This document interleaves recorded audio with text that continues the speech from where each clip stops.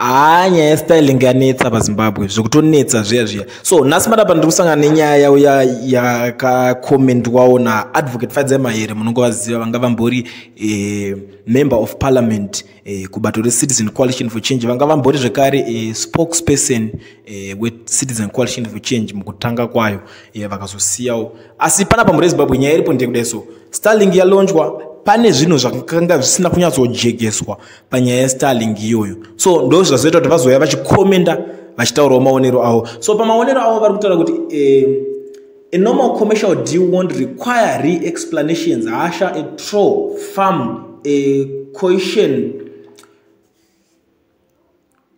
to justify its commercial sense will speak for itself. By the time you are resorting to anger and a plea for questions not to be asked because it's a private deal, you are losing the hygiene test of already being failed.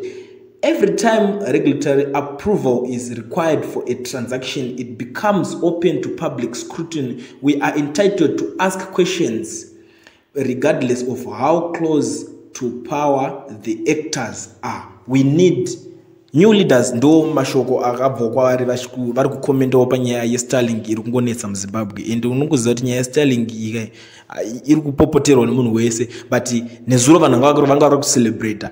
Tikatobudawo panapa tikati guys, paitwa chinhu chakanaka apa. Starlink chinhu chakanaka for maZimbabweans. Kune vanhu even kana mastudents akavabvunza, vanhu vanonyatsokukoshesa internet vanotokutaurira kuti zvakanaka zvaitwa zveStarlink, nekuti tikada kutarisa kune zvima-service providers zvakadhakwa zvekuti unoti ndoda kutengawo line vanzi kuside kwenyu koko hatisi kutengesa line rewifi yedu, hatisi kuda, kwakazara kwakawandisa, cause vane usimbe hwekuti vanyatso-strengthena mabusiness avo kuti zvibenefite munhu wese. Vada kuti zvinhu zvitenga kakuoma, hanzi tokugadzira scarcity chinchi. Saka vakaona Starlink yavo yaka vachatanga kuita action, vakutanga kuupgrade, vanenge vada kutsomana neStarlink.